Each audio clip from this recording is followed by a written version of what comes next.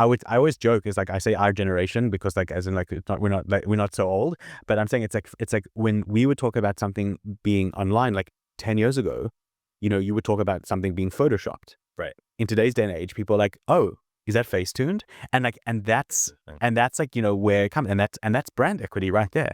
There you go. The fact that, there's shows on Netflix who like joke about Facetuning photos without us having to pay for product placement. Like that happened. That happened. Wow. And that is example of like your brand having equity and you being part of a natural part of the conversation. Welcome to the Marketing Academy podcast by GCMO, where in every episode we sit down with a marketing expert to deep dive into a hot topic shaping the industry. I'm Yitzy Tannenbaum. Let's get started. Welcome to the Marketing Academy podcast by GCMO. Today's episode, we're going to talk about building a B2C brand with Josh Brook. Josh is a friend and an awesome brand marketer at Lightricks. I could probably introduce you, but you will probably do a way better job. Tell us about how you started out, how you ended up in branding, and your role today. That sounds good. Yes, it's so fun to be here. It's like, it's actually the second time I've been on a podcast with like a good friend, and it's kind of like, it's like good vibes to be doing something that's, that's like important, but also like with people that you're friendly with and like, like a good friend. So his name is Josh, all the way from Jerusalem. For those with a slightly more tuned ear, you can hear that I was originally born in Johannesburg in South Africa. I moved to Israel in 2011. And since then I've lived down south, and I've also lived mainly in Jerusalem. I've been in Jerusalem for almost 11 years now. And I would say like my professional career started pretty much in Jerusalem, but in like something a little bit more different than I would ever expected. Like a good Jewish boy, I was like, okay, I'm going to be a doctor, right? Like that's kind of like where everything started. Like I was going to go into something medical related. And I started in university studying a kind of Bachelor of Sciences. It started with like chemistry and physics and biology, and I was like, yeah, this is great, this is what I want. And then I understood very quickly that it was really not what I was interested in. I could only imagine you as like a doctor. I know. I feel like I tell the story to people and they're like, that makes so much sense. And I'm like, I know. Like, looks so good in the white coat and like, like saving people's lives. And you're doing it in a different way. Exactly. Changing the world one download at a time. And I think, and then I kind of realized that wasn't interested in. And then when I wasn't 100% sure what I wanted to do, I was like, okay, great, let me just study something that I'm interested in. So I went and I got a BA in communications and political science. I've been at Lightricks now for 3.5 years. My role has adapted and changed, with the time. I came in very much in the beginning in more of like a PR com brand role. And my role developed a lot over the time, more into kind of more towards brand, like kind of the brand side grew. The com spot stayed pretty stable and the brand side grew. And eventually about a year ago, I became, moved into managing a team, and took on content, influencers, social media. And now I'm also in charge of, the company's general PR, and external facing communications. So I don't know if everyone knows Lightricks. They should. Maybe give us like a bird's eye view on what is Lightricks. About the company. Right. I really like the origin story of Lightricks. It's so good. In the TLDR, in a sense, Lightricks is a AI first company in the realm of photo, video editing and generation. Like that would be the quickest, most tip of the iceberg way to describe the company. Basically, Lightricks was founded in 2013 by 4 doctoral students who they were doing their doctorate at the Hebrew University of Jerusalem. And two of our founders, Zev and Yaron, they were working together on their doctorate in computer science, specifically in image processing and image understanding. And they were working on this algorithm that kind of was able to recognize the elements of the human face. And one day they were working on this, and basically Yaron came to Zev, who our CEO Zev, who really had a plan to go into academia. He planned to spend his life doing research and being in academia. And basically Yaron came to him one day and he said, Zev, I think we have something here that's a little bit bigger than a PhD, something a little bit bigger than like academic research. We've really come down to something that I think is going to potentially change the entire world of, photo and image editing. And And Zev obviously often tells the story about how when he talks about, Lightricks and the founding of the idea, they were working on this algorithm that could like identify the parts of the human face. And he said he was talking to like a professor of his, and a professor of his mentioned to him is like, Zev, there's this thing called the shower theory, right? He goes like, when you're at the shower at the end of the day, whatever you think about, because that's like a moment of clarity, right? He goes, whatever you think about and whatever you focus on, he goes, that's something that's really like, it's with you, it's something that you want or you focus on. And Zev always tells that he couldn't think about anything else, right? All he could think about was, this idea. So from this idea of kind of facial recognition through a photo algorithm, was born one of the most famous photo editing apps in the world, which is called Facetune. Facetune is an app that allows you to edit your portraits, edit photos. And that's basically what brought Lightricks, into being. Lightricks was founded together with the launch of the app Facetune. And the major thing that they wanted to do at the time was take this idea of the complexity of photo editing that basically only existed in the world of computers for professionals, and kind of put in the palm of the hand of the user, both figuratively and literally, because it was literally on your phone. And Facetune started as what they thought would be this like nice idea, and completely exploded overnight, launching Lightricks into be this, massive company. Within the first 3 years, I think there were like over 60 million downloads of Facetune. Today it's at over 300 million downloads. Lightricks' suite of apps in general has almost 1 billion downloads. And obviously the company has completely changed and grown since, the launch of Facetune. Since Facetune, there were 11 apps that Lightricks launched in the realm of photo and video editing. Eventually, all those apps were kind of amalgamated into 3 core pillars: Facetune, which was for portrait editing; Photo Leap, which was for kind of photo and creative AI editing; and Video Leap, which is a video editing app. You guys do some really cool stuff with like AI video generation, Right. like super cutting edge, super and really anyone can. I think what's also really cool about Lightricks is anyone can use it. Right. And I think that was the point I'm saying. And that's what hasn't really changed at all about the company since it was founded. With the idea is that like one of the things that Lightricks is so good at is taking something that is complex and taking something that is kind of maybe a very heavy lift from a technology point of view, and wrapping it in beautiful product that makes the end user be able to kind of like be like, okay, cool, I can do this also. I can understand, what I'm doing. And with the change of the world, with like the release of AI and image to video and text to video, and and ChatGPT, and how we all out of us finally understand like what AI is, and it really helped Lightricks as well as a company kind of pivot into that space, because like for us, like AI isn't just like, it's not a buzzword, right? It's like something that we're actually doing. It's something that we actually like believe in. It's what we're creating. It's what we're building. The company also, we bought some Popular Pays, which is, we acquired this company in the US, which is a platform for influencer marketing and content creation. And with the onset of AI, Lightricks launched LTX Studio, which is a full-fledged platform, a storytelling platform where you can do anything from creating a pitch deck to a full-fledged film purely based on AI. And one of the incredible things we did is that at one point we got to the point where there wasn't a video model that was serving our platform well enough, right? Like there wasn't something that was fast enough for what our users needed. We created an AI platform to create video, and we needed our users to get results as quickly as possible. And at the time, there wasn't something good enough for the market. So our company turned around and said, okay, cool, we'll build our own model. And that's what we've done. LTX Video, it's now available in many different, parameters, and up to, 13 billion parameters, and more to come. And it's being, used millions of times, and it's implemented into our own technology and products in so many different ways. So like Lightricks has really gone a long way from, a photo editing app to, where we are today. So, Josh, you have a very acute understanding of probably every pillar that builds a brand. And I think Lightricks and specifically Facetune have a very, very strong brand. And hopefully throughout this episode today, you could kind of break down how to build a brand, how to maintain a brand, how to change a brand. But before we get into the pillars that make up a brand, maybe take a step back and just explain, why is a brand so important? It's such an interesting question, because I always say like my favorite example of talking about brand. I also have an example. Okay, cool. Yeah, I'm excited. Yeah, but like think about the most simple thing in the entire world. Is that you go to the supermarket, right? And someone says to you, "Oh, can you bring me tomato sauce? Can you bring me pasta?" You never say to them, "Oh, like what company do you want from?" You ask them like, "Oh, which brand should I buy?"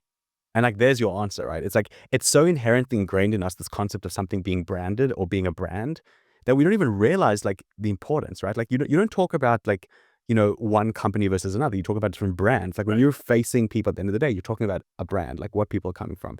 And that's kind of, I think, where brand meets us, is that like, we don't realize how powerful, a brand is. And at the end of the day, why is that brand powerful? And it kind of connects to the different pillars that fall under, like, the auspices of brand at Lightricks, is that in the end, in the essence, what is your brand? It's the story that your company is telling. It's the story that your company is telling outside of the walls of, it's what meets the user on social media. It's what meets them in the content. It's what meets them in advertising. It's what meets them in PR, in articles. It's kind of like when someone else is talking about your company and your products, you're hoping that they're telling the same story that you're telling, because then you've successfully done something, in the world of brand. So my example is also very similar. It's Pepsi and Coke, right? You go to the shelf and you choose one or the other. People give you the story of, oh, so and so tastes better. It doesn't. You in your mind have been conditioned by the brand over years to choose one over the other. But let me ask you and challenge you. Give me a famous brand or two, and tell me the story they're trying to tell. Any brand, and you could tell me fuck off. But I really appreciate that point, and brand is telling me a story that I'm probably not even familiar with. Right. Apple. What's the story Apple's telling you? My product is beautiful. It's sleek. It's upper class. It's upper market. Like, the association with Apple, it's wealth, it's class, it's, I was saying. But then, and that's like another thing. It's like the Coke and Pepsi argument, right? Because there are Windows, Microsoft people, and then there's like, Apple people. Like, I talk about myself, I'm an Apple person. Like, my entire life, I've only ever had an iPhone, ever since there were smartphones. I wear an Apple Watch. I have, a MacBook. Like, I'm saying, I couldn't imagine, well, like, someone gives me an Android to look at to like find something in the settings. I'm like, What is it? I don't even know how to open this thing, right? And that it comes down to like, Apple sells you status, in a sense, right? If you think about, let's talk about luxury cars, for example. At the end of the day, like, I'm not a mechanic. I assume you're not a mechanic, but like, I can't tell you what the difference between an engine in a Mercedes-Benz or a BMW is, but each one of them is trying to sell you an experience, right? Those two brands are always trying to sell you which one's more, luxury than the next. But Jeep, they're selling you, your Jeep is not just to drive down the highway; it's also to go up into the mountains and go off road, and like, so it's like it's selling you a story that you're trying to follow along. It's like, I want to go and do something with this product, and this is the product, or this is the brand that's going to make me feel like I'm going to be able to achieve what I want to achieve in this realm that I'm trying to achieve something. So with Lightricks, at the end of the day, we're trying to tell you that you can basically take our technology, and with that technology, whether you're a average person who's never edited or generated or created anything they like in your life before, or you're like a movie producer or a famous director, like, you can take our products and you can like kind of bridge that gap between like your imagination and what you want to create. I would assume also with Facetune, you could even take it a step further and kind of communicate to people. You can look your best. And actually, now that I say it out loud, it's probably challenging. Like, how do you communicate it in like an okay way? But you say, you don't like the size of your ears? Great. Facetune, right? Like, you essentially sell people the best version of themselves. Yeah. And that, first of all, the fact that you just said the best version of themselves is great, because that's kind of like the story we often try to tell. Oh, yeah. But we tell that the best version of themselves is the way that they see it, right? And that's what it's important. What's so different between Facetune and a lot of other, competitors in the market, we would say, is that like Facetune has always focused on the fact that it offers you like very intricate editing, right? We're not an app that you're going to press one button and it's going to change what you look like. Right. Because at the end of the day, we want you to highlight and to edit and to like change what you feel comfortable with and what you feel good about. We don't want to like, put that in front of you. And I always say that like, it's like one of my, great examples. We used to have a really, our previous social media manager for Facetune, she would always tell the story that at the end of the day, you might wake up in the morning and you take this like really great photo of yourself in the mirror and you love everything about it. And then afterwards you notice that like you have a pimple on your face, right? And she says, and what's the story here? The story isn't about the fact that you're editing the pimple. The story is about the fact that you love everything about that photo, And that photo is going to last forever, but that pimple will probably be gone by tomorrow. So, open Facetune, remove that pimple, and like just be you. Like celebrate you for who you are and what you want to be, and kind of like own your story, own your moment kind of thing. So before we jump into how do we communicate that story to the mass, any thoughts and tips on how to create and cultivate that story? Because I'm sure with Facetune and with the other apps you guys have, there are different flavors and different colors. How do you make sure? Because when you guys look, there are people at small startups that you could change the messages. When you guys choose a story and choose to communicate it, there's a lot of money and a lot of effort that is being poured into doing that.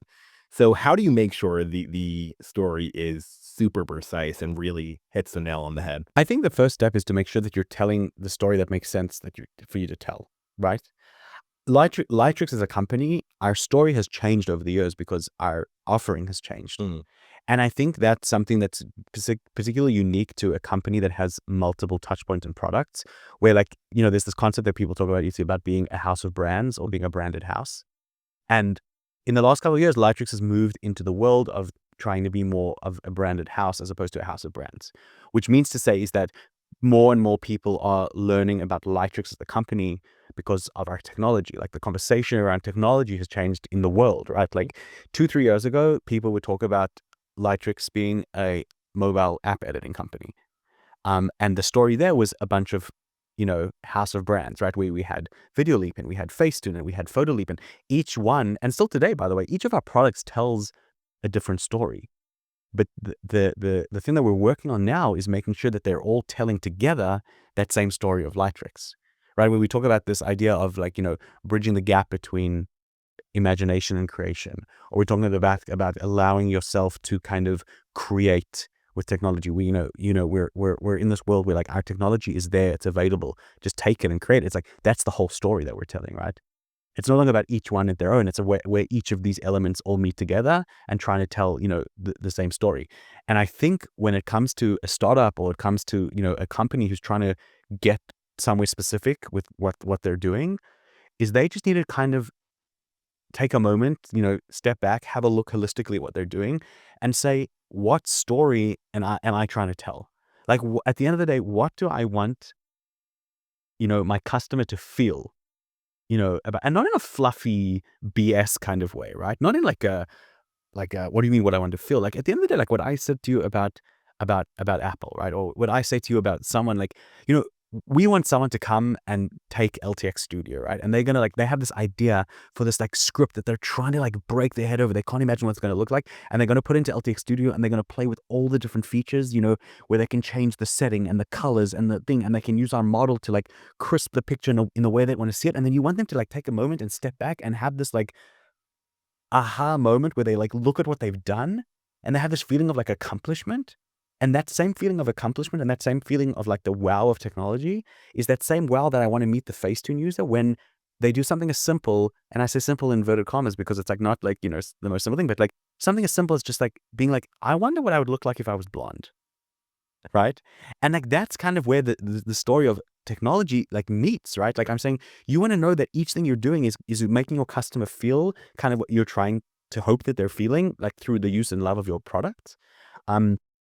So it's about kind of get your leadership in a room and have a conversation. Be what are we trying to tell? What is our story? What are we, not even what are we selling? Because physically you have what you're selling, right? Or practically, online or whatever you're doing. But I'm saying what are we trying to tell people that we're doing in a marketing-y, brandy, kind of way? What's the TLDR of my company, what do I want people to see, think, and feel when they talk about me and my company? And when it comes to what you were saying, I like to split it into two. You have the overall organization's mission and vision, right?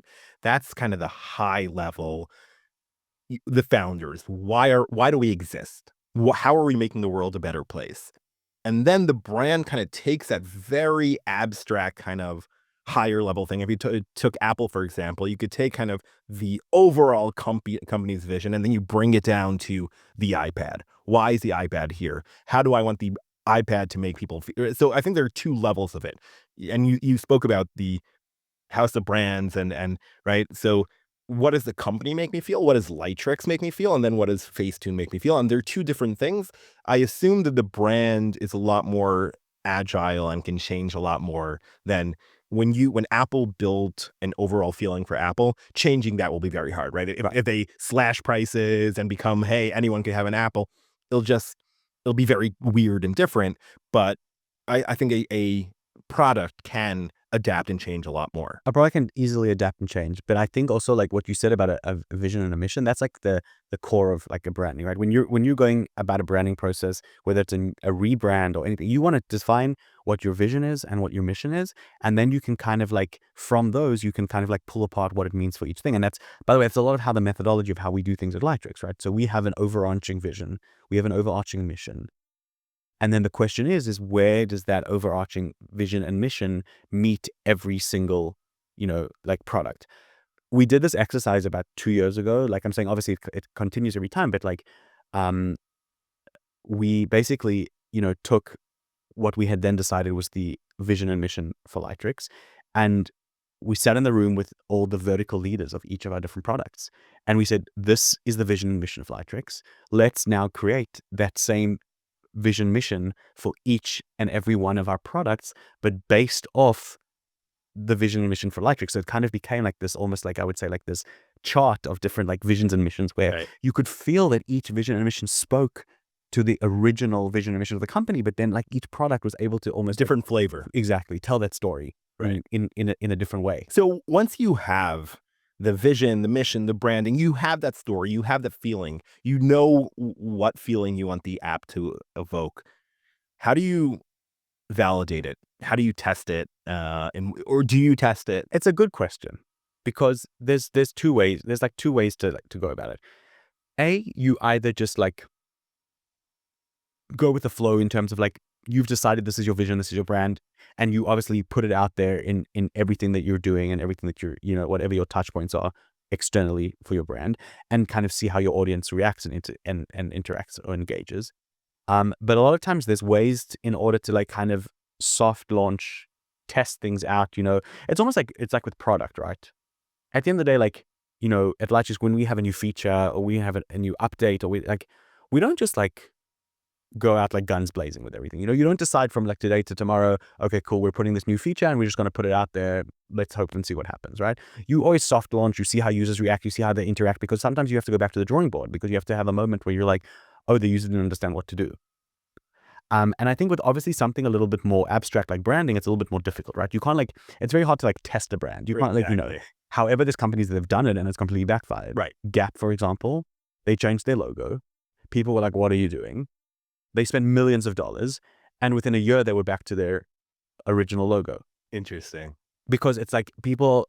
The famous box, the blue box. The famous box was gone. Yeah. But also because people are like creatures of habit, right? Like, I don't know, there was the whole, apropos we're recording here in, Google for Starters, so there was a whole thing about how like the gradient, right? Like Google was like solid lines, and then they had a gradient, and people were like, well, why do you have a gradient? And they're like, my Gmail looks different. How do I deal with it? But that's also the thing. This branding is, it's not only like story, it's also like visual, right? Your visual brand is equally, if not as important as the story you're telling, because users notice things that you don't always even think they would notice, right? Like think about an example. If you opened your Gmail tomorrow, and they do this sometimes, right? They change the font.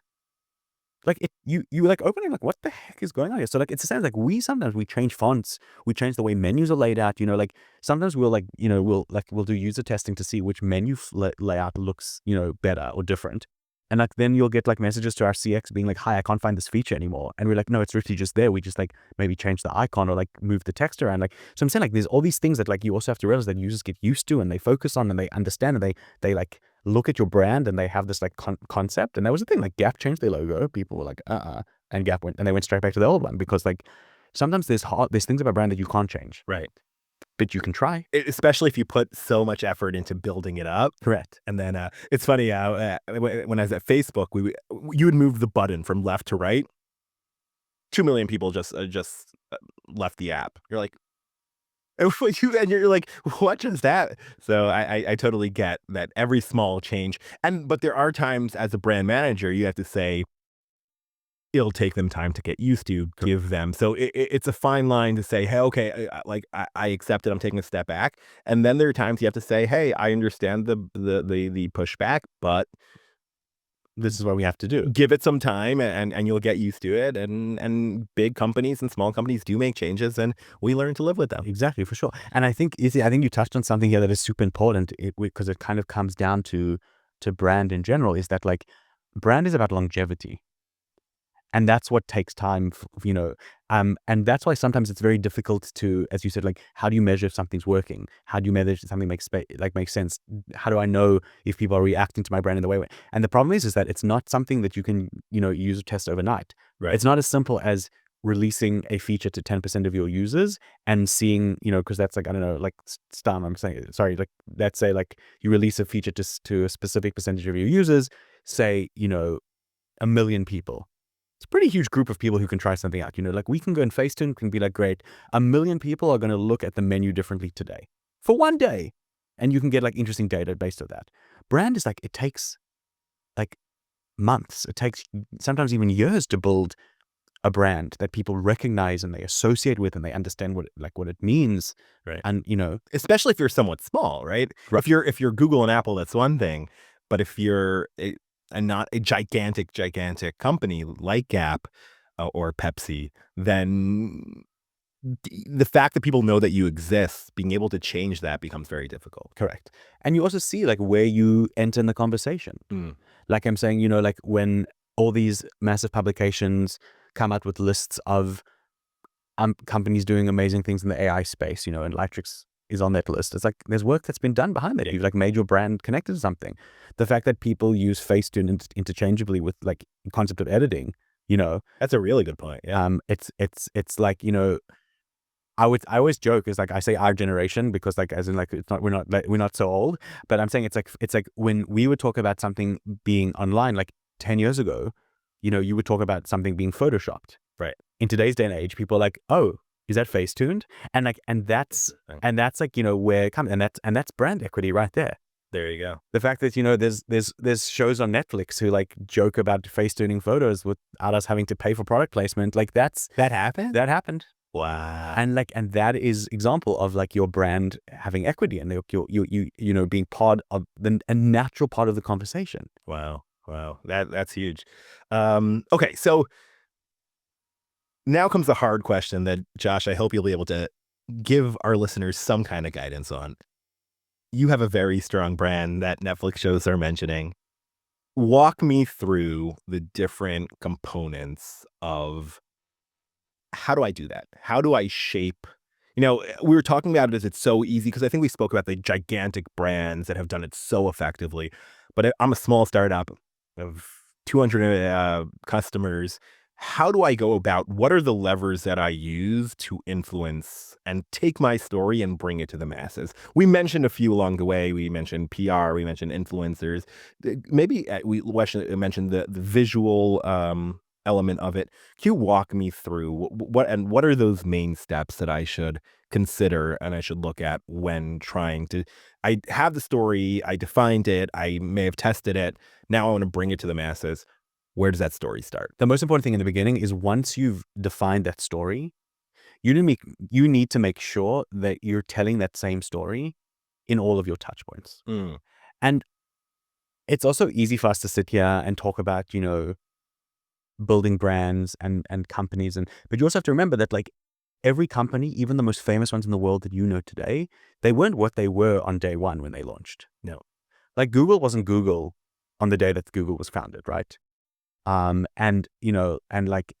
13 years ago on day 2 of Lightricks, it wasn't this like massive well-known company that it is today with products that hundreds of millions of people use around the world. It takes time, but it takes time to build this brand, but you have to like put effort and energy into it. And a lot of times what's difficult, and especially in the world of startups, right? Like in the world of startups, you have limited like, runway, you have limited funds. At the end of the day, like you want to focus on, immediate like ROI, right? I'm a company that's trying to grow myself.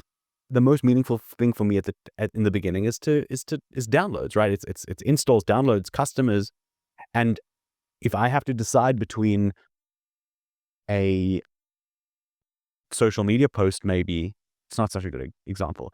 If I had to decide between sponsoring an event or putting that $5,000 behind ad spend online, it makes sense in the beginning that I'm going to spend the money on ad spend, right? Like on performance marketing. But along the way, in order to grow, you have to realize that you have to invest in brand. Because when you get to the point where you have, I don't know, a couple of thousand customers, and you start having a real story that you need to tell. And it's probably hard to convince leadership to invest in that because the ROI is not as immediate as other things. It's not immediate at all. Right. When you hire another salesperson, that salesperson will hopefully bring in revenue. And I could tie it to that. Saying, hey, I want to run this organic social media campaign, right? Or I want to bring in this PR agency and get into all these different publications. It's very hard to see the short term. And I think a lot of startups, especially starting out, are looking for the quick wins, low hanging fruit, short term sales. Right. And that makes sense, right? And that's understandable. But at a certain point, like you can only like put so much paid spend behind something. Right. At a certain point, you can only, one salesperson can only get behind, X amount of calls a day. When you get to the point where like someone is looking up your company on Google, that's a lot of the time that might be, the fact that they might have seen an ad and they subconsciously remember your company when they're doing for something. Right. But there's a difference between when they're searching for something in the realm of like photo editing, or when they're going to Google and they're putting in like Lightricks, or they're putting in Facetune, right? They're searching for like an AI video platform, or then they're actually searching for Lightricks Studio. Like you need to like know that people need to know who you are and what you're doing. And that's where the channels of brand come into play. Like most companies, brand covers, like PR, social media, influencer marketing, content. At the end of the day, that's what's going to bring people to understand you and your company and your story. And the more you exist in these spaces, the bigger your story is, the more you can amplify your story. And social media, for example, right? It's a great example of like something that like you don't always have to put a lot of money into like what you're doing on social media. Right. Like there's some things that have gone, viral on our social media that Bella, our social media manager, just like literally was sitting at her desk at work and she was like, oh, this could be funny. And then a few hours later, you have like hundreds of thousands of views on TikTok. Right. And the funny thing is, you'll try to replicate it. You never will. You never will. And it's the most stupid thing that also like some intern did kind of after hours. But I kind of double clicking on that point and tell me what you think. I think it's very hard to pay for a brand. You can't really, you'll throw a ton of money at it, but brand is not something that you could tie to dollars. I spent X amount of money, so I have a brand. It's a lot more of the creative and out of the box thinking to communicate with people in an authentic and real way. So yes, there has to be dollars tied to it, but it's not the only thing. It's not the only thing. It's not only about money. Like Right. I'm saying, it's not, you can't buy brand, but even like simple, like you can start in places like you can sponsor an article, right? You can sponsor an event. You can, that sort of, but the point is that you can sponsor, but at some point you want to get to the point where people are actively reaching out to you and asking you to be a sponsor because they think you're like the right company for like the world that they're working in. No Netflix show is talking about you because you sponsored an event. They're talking about you because that's what people on TikTok are talking about. That's what news articles are talking about. That's what people on social media are talking about. That's where people on podcasts are talking about. And it becomes part of the language. And yes, was the TikTok thing influenced by a billboard you bought? Possibly, Very probably, but it's just one of those pieces that slowly come together to build a full brand. And I think that's also true. A brand can't be built on one thing. No. It needs to be many, many different things and touch people in different ways in along their journey, right? And I think that it also comes down to, something as like, I think when you're talking about things in the world of brand, right, I think like PR is one of the ones that is probably the easiest to like for leadership to swallow, I would say. Like it's the easy, like, because PR, like it makes sense on like a business level, right? It makes sense. Like, you want your name in the articles about all the other AI companies. You want your model mentioned amongst all the other models. You want your apps mentioned amongst all the other apps. So like that makes sense. But where does it start showing off is like when journalists tell your story without you having to tell them your story, right? Right. Where it's like, sometimes you'll read an article.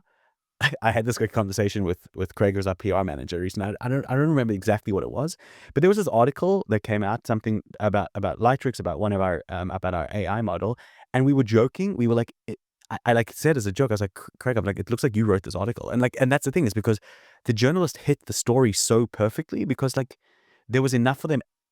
I had to do like research, and B, I mean, obviously they listened really well in the interview they did, but I'm saying that like sometimes like the messaging hits home because it exists out there, right? People know how to talk about your company because you know how to talk about your company. Interesting. So when you say you know how to talk about the company, I think that there's something very important that we as marketers and in brand leaders, the knowledge, we know very well what the brand is, but then when you kind of go farther out to the periphery of the marketing team, right? You need to make sure that everyone is speaking the same brand, and especially leadership in a world where leaders do have a very strong voice. Can you talk a little bit about how you make sure the people across the company are talking in the same language, telling the same story? So when the journalist comes and repeats the story, it's not, wait, I heard the CEO say one thing and I heard the brand manager say something else, and the CMO saying a third thing. How do you make sure that the story is communicated effectively across the company? So I think it comes in two places. One place, internal alignment. I think it's super important that the way that we talk externally about our products, we talk internally about our products. Mm-hmm. Like a lot of times you'll find that like what Zev will say on an internal company meeting is not very different to what he would say to a journalist in an interview, the way he describes, how products are.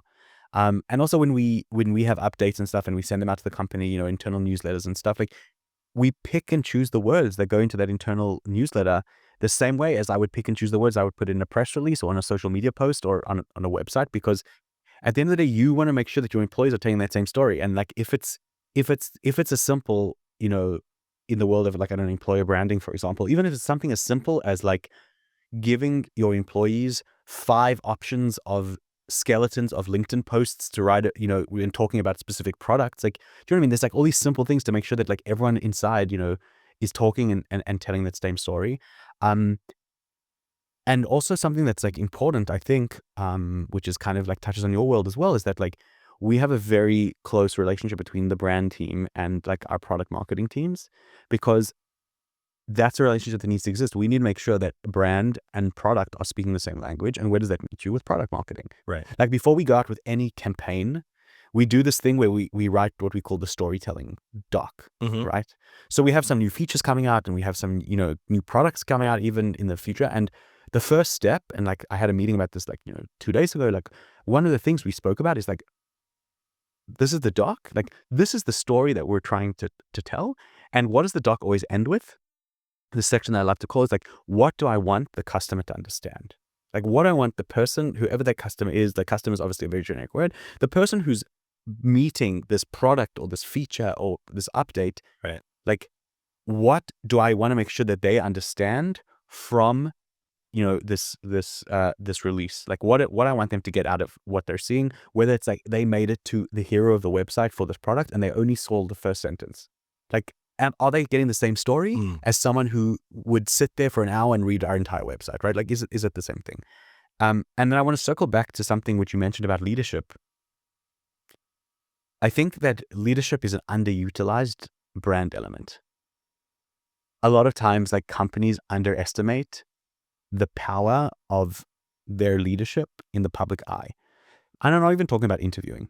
Interviewing is one thing, and it's important. It's lucky to have leadership that are willing and happy to go and interview. And there isn't a single PR professional in the world or comms professional who's not said that like they would have gone to bed stressed about the fact that the next morning their CEO might not feel like doing the interview. But like we've all been through those moments. But I think that like LinkedIn, for example, as much as like there's a bit of fluff here and there, and it's all good and well, it's like sometimes like your CEO can write something on LinkedIn or one of your leaders, like, and and it's going to make an impact. It's going to be, like people-led branding is like the future of where we go with this, because a company page can post an update. You'll get good engagement depending on how many followers your company is, how well known it is. But at the end of the day, if your CEO writes a post on LinkedIn, that post is going to blows up. Exactly. It's going to do, miracles and wonders. And I just saw, it's funny that you bring it up, because I just saw this morning a post showing how there are many companies where the CEO has more followers than the company. Yeah, without even doubt. But you have to look at it like, let's think about like major companies, like players in the game. Like take Amazon, take Apple. Right. Like you can't talk about Amazon without talking about Jeff Bezos, and the other way around. And look, I think the most famous example is Tesla, where Tesla do very little marketing, and their marketing is their CEO. Yeah. Obviously, that's a very extreme case. But yes, if you have a strong, it doesn't have to be the CEO, it can be the CTO. It could be anyone. But I'm saying this is someone senior who is synonymous with the brand, and they go and they speak at conferences and they go on podcasts, and they can be worth something that you really can't buy, right? If you're Tim Cook and you go on the Joe Rogan podcast, that's something as a marketer, I could buy all the billboards in Times Square, or it's not going to be the same thing. It's not going to move the needle. And I think, if we're also talking about the world of like tech and startups, brand is a huge element also in like where the next place my company is going to go. Like, am I well known because I want, like brand story, like what brand story am I telling my investors, right? What brand story am I telling about potential investors or potential companies who'd be interested in acquiring me, or like, there's all these like major Israeli companies that get acquired by foreign companies. And it's because like people know who they are because they have a story to tell. They have a brand that's worth something, right?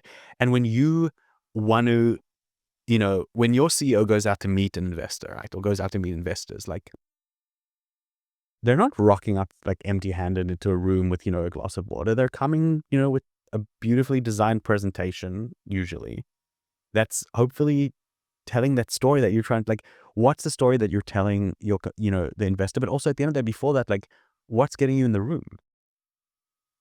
Like, if you don't have a story to tell, then like, what's getting in the room? And the same, by the way, that same idea works with reporters.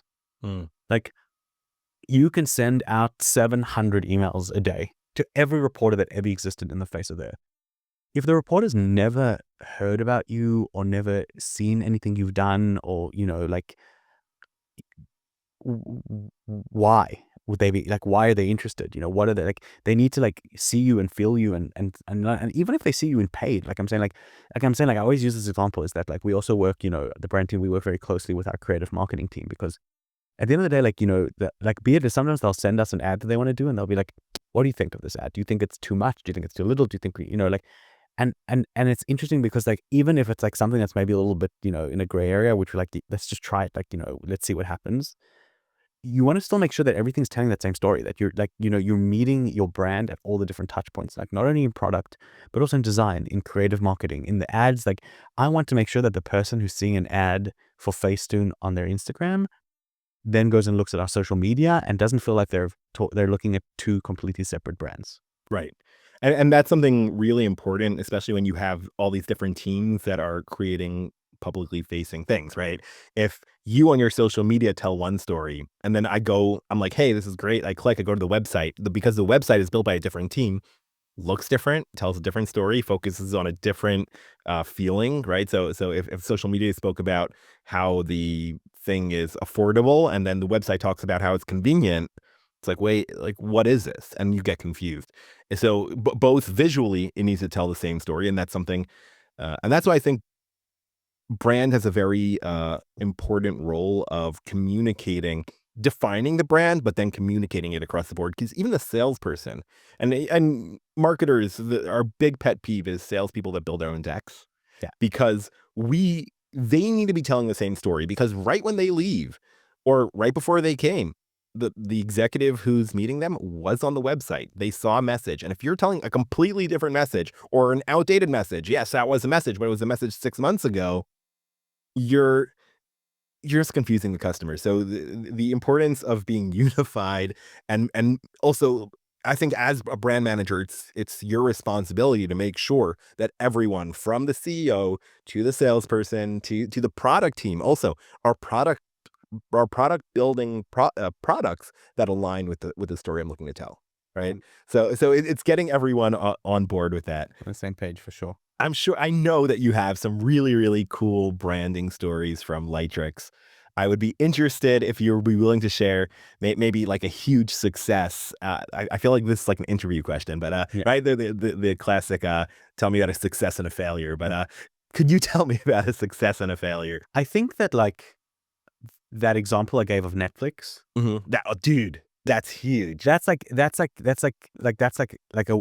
a win-win, right? Like that's like a moment where you kind of like, someone was writing a script for a new TV show, and in the first episode they decided what would be relevant for someone to talk about at a bar with a friend. Facetune. Like, you can't pay for that. You guys, I mean, you can pay for that, but I'm saying like, like that, like, you guys also have the Kim Kardashian thing where you talk about that, where you like randomly see paparazzi pictures of her. yeah, and always on her home screen you can see the Facetune logo for sure. Like that's like a great one. Like that's one of like most viral videos in social media, and like we're in the conversation with pop culture, and like and like that's very in the world of Facetune.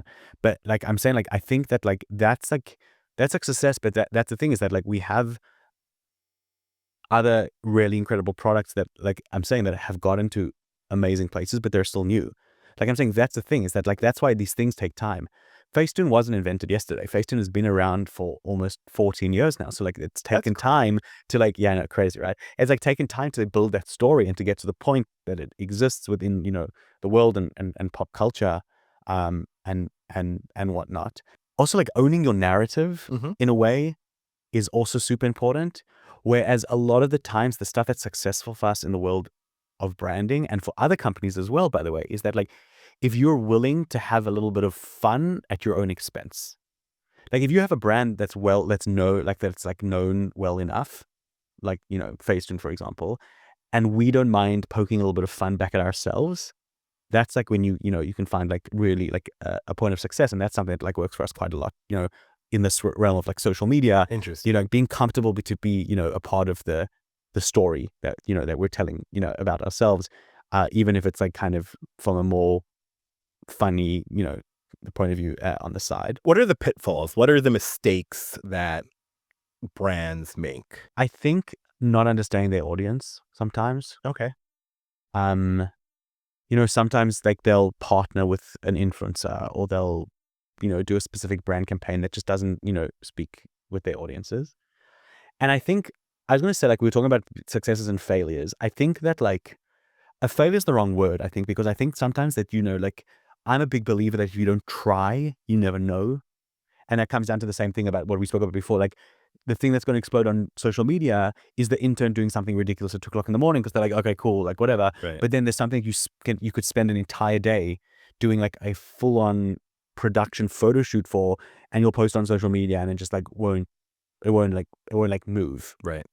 I'll tell you why that is, because in the age of AI, people are looking for authenticity. Yeah, for sure. So when you record something in your car or as you're walking on the sidewalk, as opposed to huge production and lighting, people prefer that kind of authentic self. I will say though, in like also in that realm of maybe a failure or trying or whatever, I think that it's more about, I wouldn't say if it's a failure, but it's more like internally sometimes it feels like a failure, like in terms of the company, but like, because a learning curve a lot for companies and also in branding and stuff is that like, unfortunately, if you might think something is cool or something is groundbreaking or something, and other people just don't. And that's a difficult place. And that's where it like meets you a lot of times in like the worlds of brand marketing and stuff like that, where you like on social media, you think something is excellent, and then like it doesn't do as well as you expected. Or you have this like product update that is like it's absolutely groundbreaking, and you don't understand why only 3 journalists are interested in writing about you, as opposed to like, every journalist you've ever, written about in your life, like thought about in your life. In that case, would you be okay with putting out a ton of like social media and see what sticks? 100%. Okay. 100%. I also assume that there are things that may work in a certain region or for a certain audience that would fail miserably with everyone else. That that also moves into the world of, I think, just like paid, for example, paid social, performance marketing.